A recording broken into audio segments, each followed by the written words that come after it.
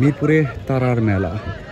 আবাহনী দলের প্লেয়াররা অনুশীলন করছেন, দেখতেই পাচ্ছেন স্ক্রিনে, যেখানে বিজয় আছেন, জাকির আছেন, নাইম আছেন, সৈকত আছেন, আরও অনেকেই অনুশীলন করছেন।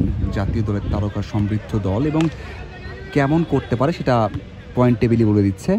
ঢাকা প্রিমিয়ার ডিভিশনের 9 ম্যাচে টানা 9টা জয়, শিরোপার একেবারে কাছে। যদি তারা বাকি ম্যাচগুলো জিতে যায়, মানে লিগ পর্বের 2টা ম্যাচ আছে শেখ জামাল ও প্রাইম ব্যাংকের সাথে, পরের ম্যাচটাই প্রাইম ব্যাংকের সাথে মিরপুরে হবে। যদি সেটা জিতে যায় তাহলে নিশ্চিতভাবেই তারা শিরোপা জিততে যাচ্ছে সেটা বলাই যাবে, কারণ অন্য দলগুলোর থেকে 6 পয়েন্টে এগিয়ে যাবে। সুপার লিগ শুরুর আগেই কিন্তু তাদের শিরোপা অনেকটা নিশ্চিত হয়ে যাবে।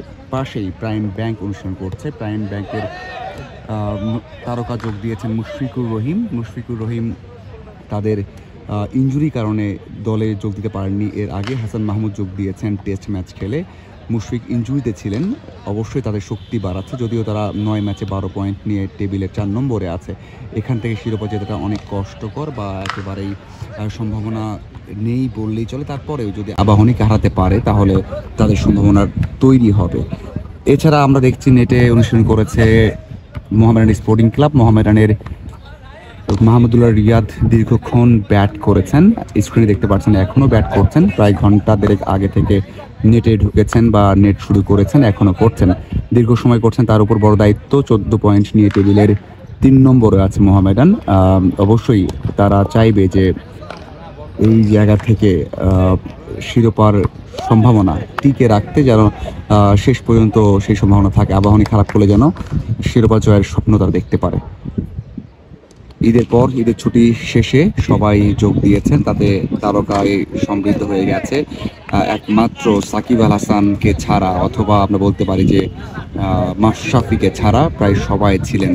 যদিও আবাহনীর কয়েকজন রেস্টে ছিলেন, স্ক্রিনে দেখতে পাচ্ছেন শরীফুল জাতীয় দল হয়ে দুর্দান্ত ফর্মে রয়েছেন, এবং আবাহনীর হয়েও কিন্তু সবশেষ ম্যাচে দুর্দান্ত ব্যাটিং করেছেন। তার সেই ধারাবাহিকতা অবশ্যই থাকবে সামনের সময়। সামনে বিশ্বকাপ রয়েছে, সেই প্রার্থনা বা সেই কামনা, সেই প্রত্যাশা কিন্তু টিম ম্যানেজমেন্টে রয়েছে।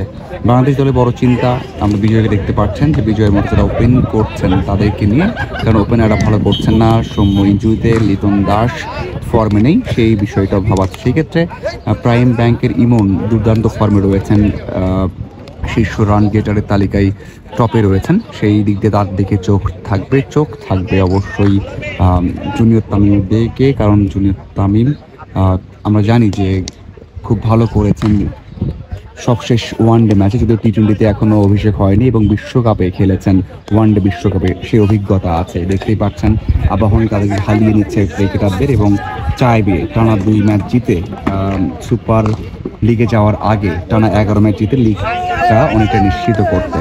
দেখার অপেক্ষা কী হয়। অনেক পুরোপুরি মেজাজে সাইফুদ্দিনকে দেখতেই পাচ্ছেন অনুশীলন করছেন।